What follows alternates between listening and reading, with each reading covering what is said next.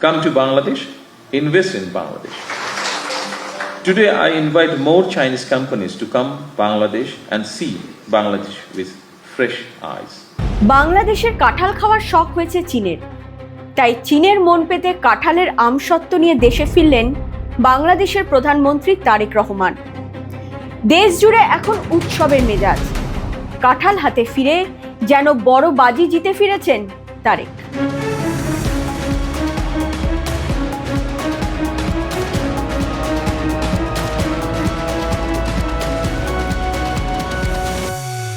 আমাদের প্রথম বিদেশি অফিস, আমাদের পৃথিবীতে আগে কখনো দেশের বাইরে অফিস ছিল না, সেটা আমরা আগামী 3 মাসের মধ্যে গুয়াংজোতে খুলছি, চাইনিজ ইনভেস্টরদের যাতে বাংলাদেশ যেতে সুবিধা হয়। 17টি মৌ স্বাক্ষর করে চীনের তালিয়ান থেকে ফিরেছেন প্রধানমন্ত্রী তারেক। মোংলা ইকোনমিক জোন, বাংলাদেশের চীনের থিঙ্ক ট্যাঙ্ক, বাংলাদেশের সংবাদ মাধ্যমের সঙ্গে টাই আপ, মায়ানমার চীন বাংলাদেশ অর্থনৈতিক করিডর, কি নেই তারেকের ঝুলিতে।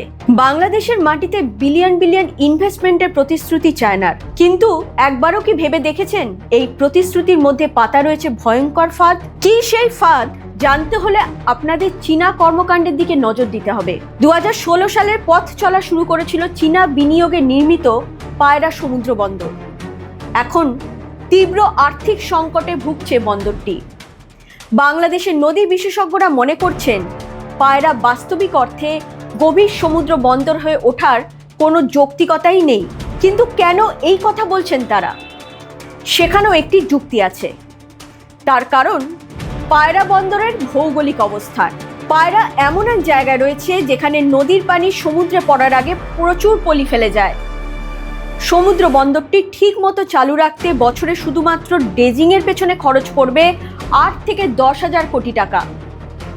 2025 সালের হিসেব বলছে পায়রা সমুদ্র বন্দর রক্ষণাবেক্ষণের জন্য খরচ হয়েছে 7,000 কোটি টাকা। সেখানে আয় মাত্র 2,000 কোটির একটু বেশি। এই পায়রা বন্দর নির্মাণের জন্য চীনের দ্বারস্থ হয়েছিল বাংলাদেশ। পায়রা গভীর সমুদ্র বন্দরের মূল বন্দর অবকাঠামো নির্মাণের লক্ষ্যে বাংলাদেশ চায়না হারবার ইঞ্জিনিয়ারিং কোম্পানির সঙ্গে একটি সমঝোতা স্মারক স্বাক্ষর করেছিল। অর্থাৎ চীনের হাওয়া গায়ে লাগিয়ে এই সমুদ্র বন্দরটি তৈরি করা হয়। এখন তার ফল ভুগছে বাংলাদেশ। বাংলাদেশের বিভিন্ন খাতে মোট 9.21 বিলিয়ন মার্কিন ডলার বিনিয়োগের প্রস্তাব দিয়েছে চীনের 11টি শীর্ষ সংস্থা। অর্থাৎ বাংলাদেশের সঙ্গে বাণিজ্য বৃদ্ধির পথে এগোতে চায় চীন। কিন্তু বাংলাদেশের সঙ্গে চীনের 50 বছরের সম্পর্কে দেখা গিয়েছে দুই দেশের মধ্যে বাণিজ্যগত ঘাটতি বিশাল। 2025 সালের একটি পরিসংখ্যান বলছে বাংলাদেশ এখনো পর্যন্ত কোনো অর্থ বছরেই 1 বিলিয়ন অর্থাৎ 100 কোটি ডলারের পণ্য রপ্তানি করতে পারেনি চীনে। গত 10 বছরে দুই দেশের বাণিজ্য বেড়ে 3 গুণ ছাড়িয়েছে। সেই সঙ্গে পাল্লা দিয়ে বেড়েছে বাণিজ্যের ব্যবধান। চীন থেকে আমদানি বাড়লেও সেভাবে রপ্তানি বাড়ছে না দেশটিতে। এদিকে দেশের মোট আমদানির 25% আসে চীন থেকে। বাংলাদেশ ব্যাংক ও রপ্তানি উন্নয়ন ব্যুরোর তথ্য অনুযায়ী 2022-23 অর্থ বছরে চীন থেকে 2,112 কোটি মার্কিন ডলারের পণ্য আমদানি করেছে বাংলাদেশ। একই সময় দেশটিতে বাংলাদেশ রপ্তানি করেছে 68 কোটি ডলারের পণ্য। তাহলে বুঝতেই পারছেন দুই দেশের মধ্যে বাণিজ্যিক ঘাটতি কতটা। এই পরিস্থিতিতে চীন বাংলাদেশে বিলিয়ন বিলিয়ন ডলার বিনিয়োগ করতে চাইছে। এখন প্রশ্ন, এতে দুই দেশের মধ্যে কি বাণিজ্যিক ঘাটতি কমবে? চীনের অতীত রেকর্ড বলছে বিশ্বের বিভিন্ন দেশে বিলিয়ন বিলিয়ন ডলার ঢেলেছে চীন, আর তাতে ফল হয়েছে ঠিক উল্টো। ভালো তো হয়নি, উল্টে দেউলিয়া হবার পথে দেশগুলি, যেমন লাওস। চীনের প্রতিবেশী ছোট্ট একটি গরিব দেশ। চীনের উদ্যোগে সেখানে রেলপথ গড়ে তোলার কাজ শুরু হয়। রেল সংযোগ গড়ে তুলতে 48 কোটি ডলারের একটি ঋণ নিতে হয়েছিল লাওসকে। ঋণের ফাঁদে পড়ে লাওসের দেউলিয়া হবার উপক্রম হয় 2020 সালের সেপ্টেম্বর মাসে। তখন দেশটি চীনা দাতাদের ঋণের ভার হালকা করতে তাদের একটি বড় সম্পদ জ্বালানি গ্রিডের একাংশ 60 কোটি ডলারে চীনের কাছে বিক্রি করে দেয়। মানে চীনের ঋণ শোধ করতে না পেরে দেশগুলি তাদের সম্পদ বিক্রি করছে চীনের কাছে। আগামী দিনে এই রকমই পরিস্থিতির মধ্যে পড়বে না তো বাংলাদেশ? লাওস, কম্বোডিয়া, শ্রীলঙ্কার যে হাল হয়েছে বাংলাদেশে একই হাল হবে না তো? চীন বাংলাদেশের যে পরম বন্ধু প্রমাণ দিয়ে দেশে ফিরেছেন মিস্টার তারেক রহমান। সোজা কথায় দেশ বিক্রি করে এসেছেন। কেন বলছি এ কথা? চীনের বিনিয়োগ বা ঋণের ফাঁদ যে কতটা ভয়াবহ, বাংলাদেশের সংবাদ মাধ্যমগুলি একাধিকবার এই সংক্রান্ত প্রতিবেদন প্রকাশ করেছে। গত এক দশকে নিম্ন ও মধ্য আয় দেশগুলিকে দেওয়া ঋণের পরিমাণ 3 গুণ বাড়িয়েছে চীন। যুক্তরাষ্ট্রের ভার্জিনিয়া অঙ্গরাজ্যের উইলিয়াম অ্যান্ড মেরি বিশ্ববিদ্যালয় গবেষণা কেন্দ্র এইড ডাটার প্রতিবেদন বলছে, উন্নয়নশীল দেশগুলিকে চীন যে পরিমাণ ঋণ দিয়েছে তার অর্ধেক তথ্যই গোপন রাখা হয়েছে।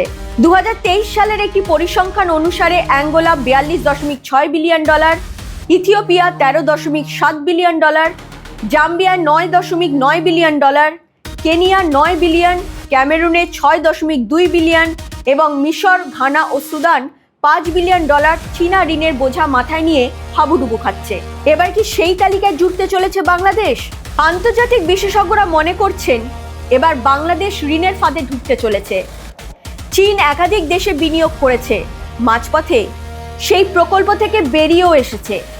যেমন দশক ধরে টাকার অভাবে আটকে রয়েছে পাকিস্তানের করাচি থেকে পেশোয়ার যাওয়ার রেল উন্নয়নের কাজ, নাম ML1 প্রজেক্ট। এদিকে চীন পাকিস্তান ইকোনমিক করিডরের অবস্থা অথই জলে। বাংলাদেশের গণমাধ্যমে ঢুকে পড়ল চীন। গণমাধ্যম খাতে দুই দেশের সহযোগিতার জোরদার, আধুনিক প্রযুক্তির ব্যবহার বৃদ্ধি এবং তথ্য আদান প্রদান সম্প্রসারণের মতো পোশাকি নামে বাংলাদেশ ও চীন 4টি স্বাক্ষর করেছে। যে দেশ নিজের দেশের সংবাদ মাধ্যমকে স্বাধীনতা দেয় না, সেই চীনই নাকি বাংলাদেশের সঙ্গে তথ্য আদান প্রদান করবে। হাস্যকর নয় তো কি? নিজেদের দেশের গোপন তথ্য ফাঁস হয়ে যাচ্ছে বলে গণমাধ্যমের ওপর কঠোর বিধিনিষেধ আরোপ করে চীন। আর এই গোপন তথ্যের সংজ্ঞা কি, আজও তা জানে না চীনা গণমাধ্যমগুলি। চীনের পক্ষে দেশটির রাষ্ট্রীয় বার্তা সংস্থা সিনহুয়া এবং চায়না মিডিয়া গ্রুপ মৌ স্বাক্ষর করেছে। দুই দেশের মধ্যে সহযোগিতার নামে নিজের দেশের গণমাধ্যমকেও বিক্রি করে দিয়ে এলো বাংলাদেশ। বাংলাদেশের গণমাধ্যমের স্বাধীনতা নিয়ে আগেই প্রশ্ন ছিল। তথ্য আদান প্রদানের নামে বাংলাদেশের গণমাধ্যমের যে কণ্ঠরোধ হবে তাতে কোনো সন্দেহ নেই। বাংলাদেশে চীন থিঙ্ক ট্যাঙ্কও তৈরি করবে। সেই থিঙ্ক ট্যাঙ্কে আদৌ কি ধরনের গবেষণা হবে, কি ধরনের তথ্য দুই দেশের মধ্যে আদান প্রদান হবে তা নিয়ে যথেষ্ট সন্দেহ রয়েছে। Chow Sao Hao. Excellency, it is my immense pleasure and privilege to be in your great country, China. China remains our most valued and trusted partner. We are deeply amazed how China made historic transformation under your able leadership in a short period. 2015 সালে শেখ হাসিনার শাসনকালে বাংলাদেশ ও ভারত দুটি অর্থনৈতিক অঞ্চল গড়ে তোলার লক্ষ্যে মৌ স্বাক্ষর করেছিল, যার একটি ছিল মোংলা ও অন্যটি চট্টগ্রাম। 2018 সালে প্রধানমন্ত্রী নরেন্দ্র মোদীর সরকার মোংলায় জমি উন্নয়নের জন্য হীরানন্দানী গ্রুপকে বেছে নিয়েছিলেন। এত দূর এগোনোর পর পুরোটাই জলে চলে যায় ইউনূস আমলে। 24 পরবর্তী বিশৃঙ্খলার কারণে প্রকল্পটি আর আলোর মুখই দেখেনি। 2025 সালে ইউনূস প্রকল্প থেকে ভারতকে বাদ দেয়। এবার মোংলা বন্দর গেল চীনের ঝুলিতে। দুই দেশের সম্পর্কের সমীকরণে যে বদল এনেছিলেন ডিপ স্টেটের দালাল ইউনূস, এখন সুযোগ বুঝে কোপ মারছে চীন। মোংলা বন্দর এলাকায় অর্থনৈতিক করিডর গড়ে তুলতে পারলে বঙ্গোপসাগরে চীনের আধিপত্য বাড়বে। কৌশলগতভাবে ভারতের আরো কাছে চলে আসবে চীন, বাড়বে ভারতের ওপর নজরদারি। চীনকে যে এত কিছু উপহার দিল বাংলাদেশ, পরিবর্তে বাংলাদেশ কি পেল? পেল কাঁঠালের আমসত্ত্ব। এবার বাংলাদেশ থেকে কাঁঠাল কিনবে চীন। চীন প্রেমীরা কাঁঠালকে কেন্দ্র করে দুই দেশের মধ্যে বাণিজ্যিক নতুন সুযোগ খুঁজে পাচ্ছে। একবারও কি ভেবে দেখেছেন বাংলাদেশ যা দিল তার পরিবর্তে কেবল পেল কাঁঠাল? এখন আপনারা বলবেন চীন যে এত কিছু করবে বাংলাদেশে, তার তো একটা পজিটিভ দিকও আছে। বাংলাদেশের মানুষ অ্যাটলিস্ট কাজ তো পাবে। আপনারা একেবারেই ভুল নন। আসলে সস্তায় শ্রমিক খোঁজে চীন। একদিকে একাধিক ঋণের ফাঁদ, অন্যদিকে সস্তার শ্রমিক, যাকে বলে চীনের দ্বিগুণী লাভ। চীনের ফাঁদে যখন বাংলাদেশ পা দিয়ে ফেলেছে, তখন প্রতিবেশী ভারত গত এক যুগে বাংলাদেশকে 1,500 কোটি রুপির আর্থিক অনুদান দিয়েছে। দেখুন সেই তালিকা। 5 বছর আগেও যেখানে বছরে 200 কোটি রুপির বেশি অর্থ দিয়েছিল ভারত, অন্তর্বর্তী সরকারের আমলে তা 25 কোটি রুপিতে নেমে আসে। গত এক যুগে ভারত সব মিলিয়ে প্রায় 1557 কোটি রুপি দিয়েছে বাংলাদেশকে। ভারতের তরফে সব থেকে বেশি আর্থিক অনুদান এসেছে 2021-22 অর্থ বছরে। ওই বছর বাংলাদেশকে 219 কোটি 53 লাখ রুপি দিয়েছিল ভারত। ইউনূস আমলে সম্পর্ক খারাপ হলেও বাংলাদেশের জন্য অনুদান বন্ধ করেনি ভারত।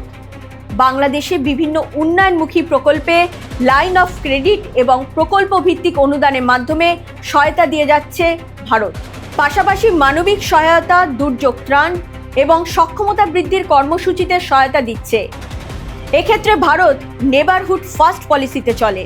আমাদের পারিবারিক পরিবেশে যেমন আদর করে পুরা নাম না ডেকে একটা ডাক নাম বা নিকনেম ডাকি, তো এই নিকনেমটা বলা হয় কিন্তু আদরের ডাক। তো আমরা যখন মাঞ্জেলা বলেন, আমরা ধরে নেই বাংলাদেশ শুধুমাত্র চীনের প্রতিবেশী না, বাংলাদেশ চীনের অত্যন্ত আপন ঘনিষ্ঠ বন্ধু, যে কারণে মাঞ্জেলা বলে। চীনারা বাংলাদেশিদের আদর করে মুনজালা বলে ডাকে। চীনের মান্দারিন ভাষায় মুনজালা শব্দের অর্থ বাংলাদেশি বা বাংলাদেশ। এদিকে বাংলাদেশিরাও চীনের প্রেমে গদগদ। বিপদের দিনে প্রেমিক চীন কিন্তু বাংলাদেশের পাশে দাঁড়ায় না। কয়লার দাম না পেয়ে চীন বন্ধ করে দেয় পায়রা থার্মাল প্ল্যান্ট। এদিকে ভারত বরাবর মনে করে বাংলাদেশ কৌশলগত সাহায্যের ঊর্ধ্বে। বিদ্যুতের বিপুল পরিমাণ ঋণ থাকা সত্ত্বেও আদানিদের বিদ্যুৎ সরবরাহ বন্ধ হয় না। প্রবল জ্বালানি সংকটের মধ্যেও বাংলাদেশকে তেল পৌঁছে দেয় ভারত। দুর্যোগে সবার আগে যে দেশ বাংলাদেশের পাশে পৌঁছায় সেই দেশের নাম ভারত। কিন্তু বাংলাদেশের এক শ্রেণীর মানুষ ভারতকে দুয়োরানির চোখে দেখে। ইউনূস ভারতের আধিপত্য অবসানের নামে আমেরিকার সঙ্গে গোপন বাণিজ্য চুক্তি সেরে এসেছেন। চীনের জন্য ভুরি ভুরি উপহার নিয়ে এবার তারেক পৌঁছে গেলেন ড্রাগনের দেশে। ভারত বিরোধিতার শান দিতে দেশ বিক্রির চেষ্টা জারি রাখলো বাংলাদেশের শাসক দল। এইরকম আরও খবর পেতে নজর রাখুন জিও পালস টিভিতে। লাইক করুন, সাবস্ক্রাইব করুন, শেয়ার করুন জিও পালস টিভি।